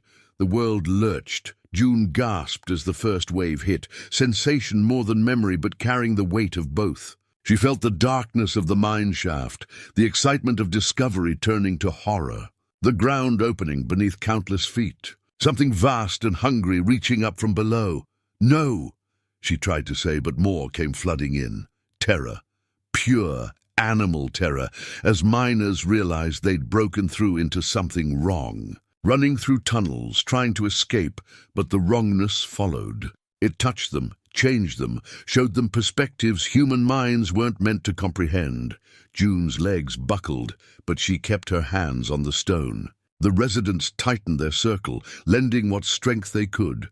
More memories, not her own, never her own, but wearing her consciousness like ill-fitting clothes. A woman screaming for children lost in the chaos. A man watching his own hands become translucent, feeling his substance drain away. A child crying in darkness, calling for a mother who couldn't answer. "I acknowledge you," June said through gritted teeth. "I witness your suffering." The deaths came then, rapid fire. Not one at a time, but all at once. 37 experiences, of final moments cascading through her nervous system, suffocation, terror, the slow realization that death wasn't release but merely transformation. Into something trapped and aware, June screamed. She couldn't help it. Her body convulsed with sympathetic death throes, experiencing ends that weren't hers, but feeling authentic nonetheless. Samuel started forward, but Pauline stopped him. "She has to do this." Interrupting now would trap her halfway. Through the pain, June became aware of something else. Rage. Not hers. Constance's. A century of fury at being murdered, at being denied her grand experiment, at being trapped in the very prison she'd created. "You thought you could control it," June said, speaking to the rage itself. "You thought you were powerful enough. But power built on death can only create more death." The rage pushed back, trying to overwhelm her, trying to convince her that the miners deserved their fate, that they'd been stupid and careless, that their suffering was their own fault. "No," June said firmly. "They were human, fallible and scared and trying to survive, like you, like all of us." She felt Constance's rage fracture, revealing the fear beneath. Fear of death, fear of insignificance, fear of being forgotten. "I remember you," June told that fear. "I acknowledge what you were and what you became, but I don't forgive what you did." Acknowledgement isn't absolution. The fear and rage swirled together, and June held them both, refusing to let either dominate. She was a vessel, not a judge. Her job was to contain and then release, not to condemn or forgive. More came. Henry's memories now, bleeding into the mix. 50 years of loneliness and duty. The creeping realization of betrayal. The desperate search for escape. The hope when he found the loophole. The crushing finality when he understood it wouldn't work. "Uncle Henry," June whispered. "I'm sorry. I'm so sorry they did this to you." His memories carried no rage, only profound weariness and a kind of gentle resignation. He'd known June would come, known she'd find what he'd left for her, known she'd do what needed to be done because that's who she was, someone who finished what others started. "I'm here," she told his memory. "I'm finishing it." The spiritual debt reached its crescendo. June's consciousness became a nexus point, where a century of accumulated suffering converged. Her body shook violently, blood trickling from her nose, her heart racing at dangerous speeds. But she held on. She'd survived Tom's death by accepting it, by sitting with the grief until it became part of her, rather than something that destroyed her.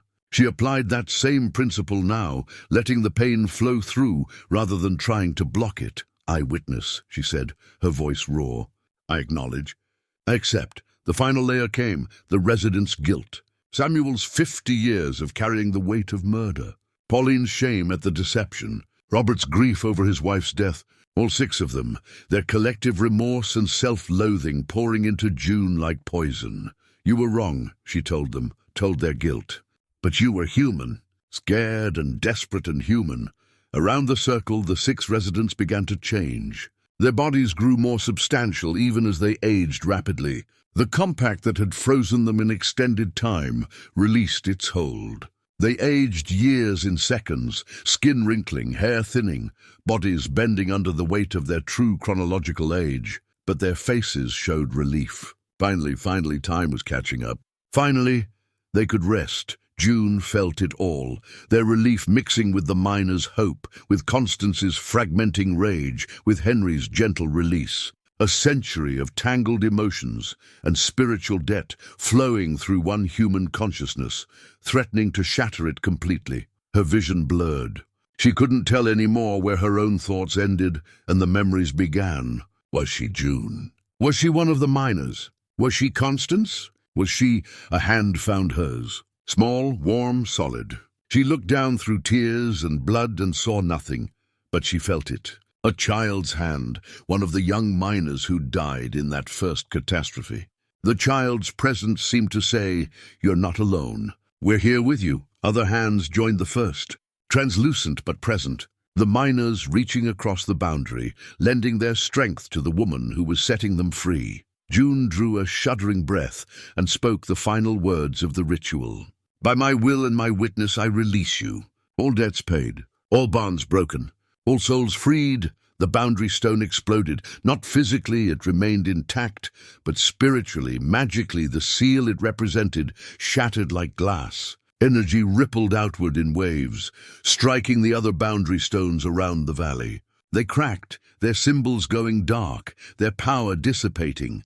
The compact was broken. June collapsed, the spiritual debt releasing her all at once. She lay gasping on the ground, her mind struggling to reassemble itself into something coherent. She was June Avery, 57 years old, forest ranger, mother, widow, herself, only herself. Around her, the 6 residents had finished aging. Samuel lay still, his face peaceful. Pauline sat propped against a tree, eyes closed, a small smile on her lips. Robert and Thomas had fallen together, hands clasped. George and Linda Hartwell remained standing, holding each other. And as June watched, They gently sank to the ground as one, their long life finally, mercifully complete. The translucent figures of the miners had solidified slightly, becoming more visible in the dawn light. They stood in a circle around the fallen residents, not menacing but witnessing, bearing witness to the judgment that natural death provided. Then, one by one, the miners began to fade, not disappearing but ascending, their forms becoming lighter, more luminous, rising like smoke on a breeze. The child who'd held June's hand waved once before dissolving into morning light. Others nodded or smiled or simply closed their eyes in peace. Within minutes they were gone, truly gone, released to whatever came next. June pulled herself to sitting, her body aching, her mind raw but intact. She'd survived. Somehow, impossibly, she'd survived. Margaret Stone stirred beside her. June startled. She'd thought all 6 residents had passed. But Margaret's eyes opened, clear and lucid in a way they hadn't been for years. "They judged us," Margaret said softly. "The miners. In that final moment they saw us, truly saw us, and chose mercy over vengeance." She looked at the bodies of her companions. "They let us die naturally instead of taking revenge. That's more grace than we deserved. Margaret, I'm dying too. I can feel it. My heart's giving out." She smiled. "Don't look so worried, dear. I've been waiting for this for 30 years. Since my mind started going, since I stopped being able to tell past from present. This is a gift." June took her hand. "Thank you," Margaret said, "for having the courage we lacked, for doing what should have been done 50 years ago." Her breathing grew shallow. "Tell people what happened here. Don't let it be forgotten. Learn from our mistakes." "I will." Margaret's eyes closed. Her breathing stopped. Her hand went still in June's. June sat in the growing light, surrounded by 7 bodies and the broken remnants of a compact that had imprisoned people for a century. The valley was silent, except for wind through the trees and the distant sound of water flowing in the creek. It was over. Finally, completely, irrevocably over. June began to cry, tears of exhaustion, grief, relief, and something else she couldn't quite name. Maybe it was simply the release of carrying something too heavy for too long. Maybe it was the profound sadness of witnessing so much unnecessary suffering. Maybe it was gratitude that she'd survived and could now finally leave this place. The sun rose higher, warming the valley. Somewhere a bird began to sing, the first June had heard since arriving. Life was returning to Raven's Hollow. Or perhaps it had always been here, just waiting for the unnatural bindings to break, so it could flourish again. June spent 3 days in the valley after the ritual. 3 days to arrange proper burials, to document what had happened, to begin the long process of processing what she'd experienced. She contacted authorities from the nearest town once her truck mysteriously started working again. The sheriff arrived with questions about 7 elderly bodies found in an abandoned mining town. June told him a version of the truth, that they'd been squatters living in the tunnels, that they'd passed away from natural causes related to their advanced age, that she'd found them while inspecting her inherited property.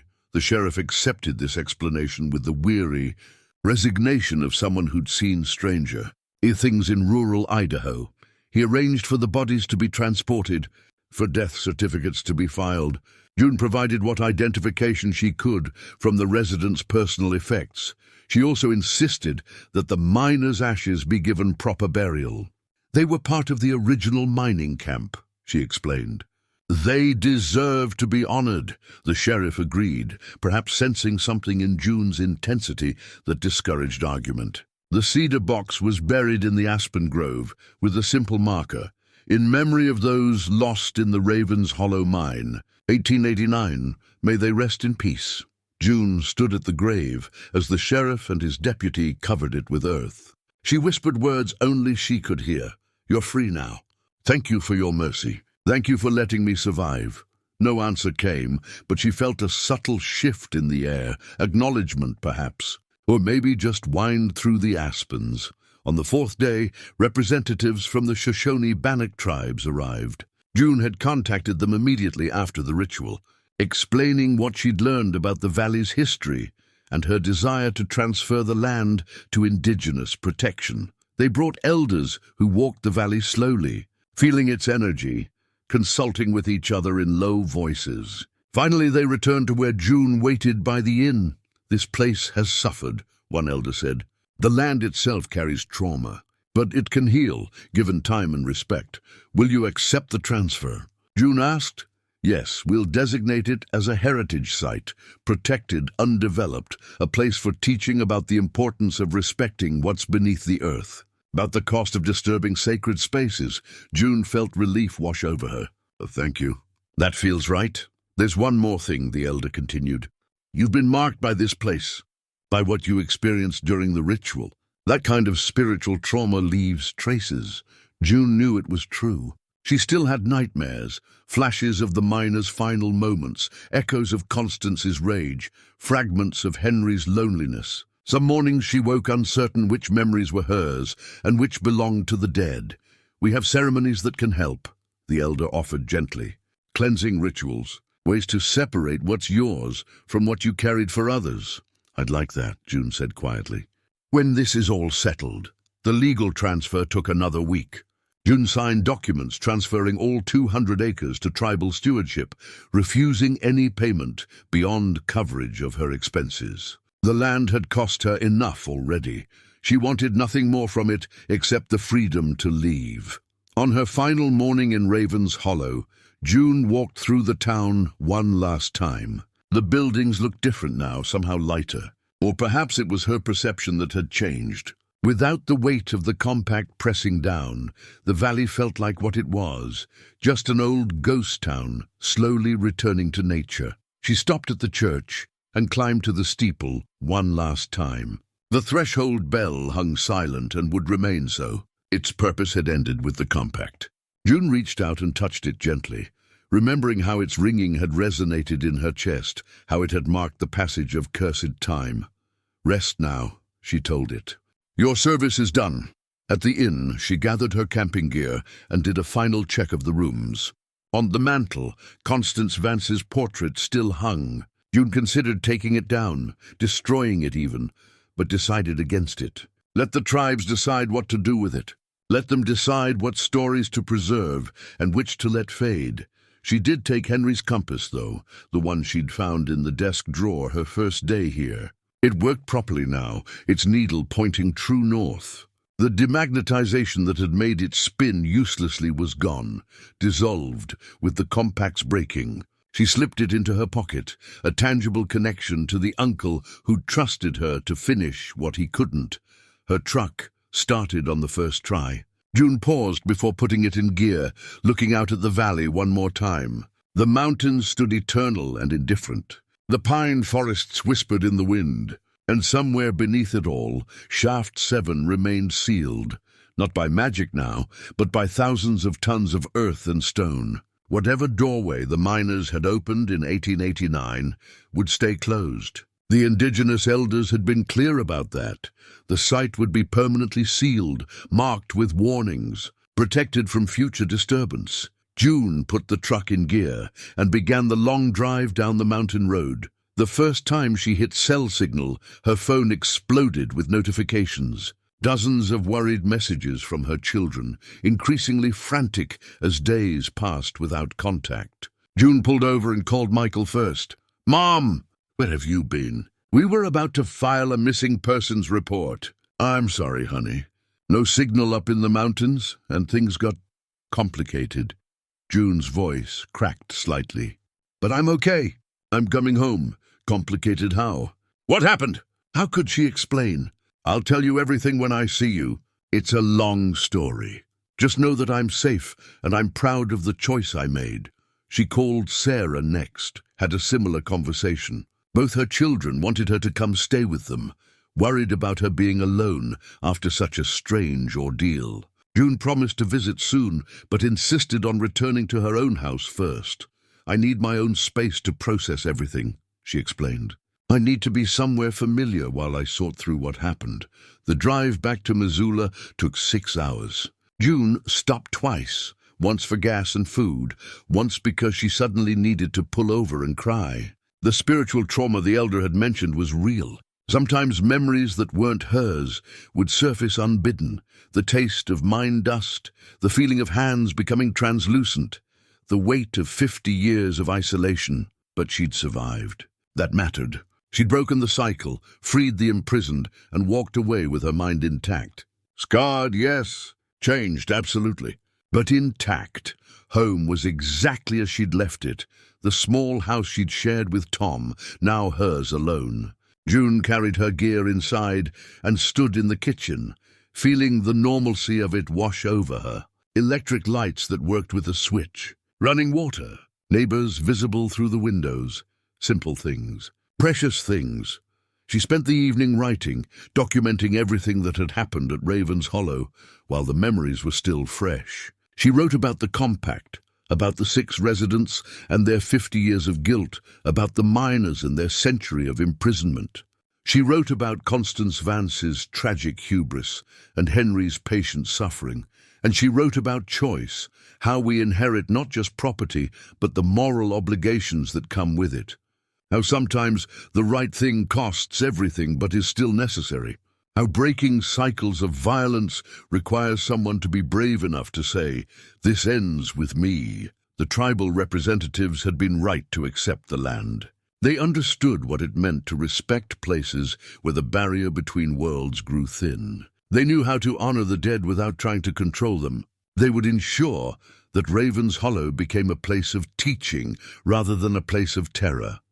As for June, she had her own teaching to do. She'd promised Margaret Stone to tell this story, to ensure the mistakes weren't forgotten. When she'd processed everything, when she'd undergone the cleansing ceremonies the elders offered, she would share what she'd learned about inherited responsibility, about courage, and about the true cost of breaking curses built on lies.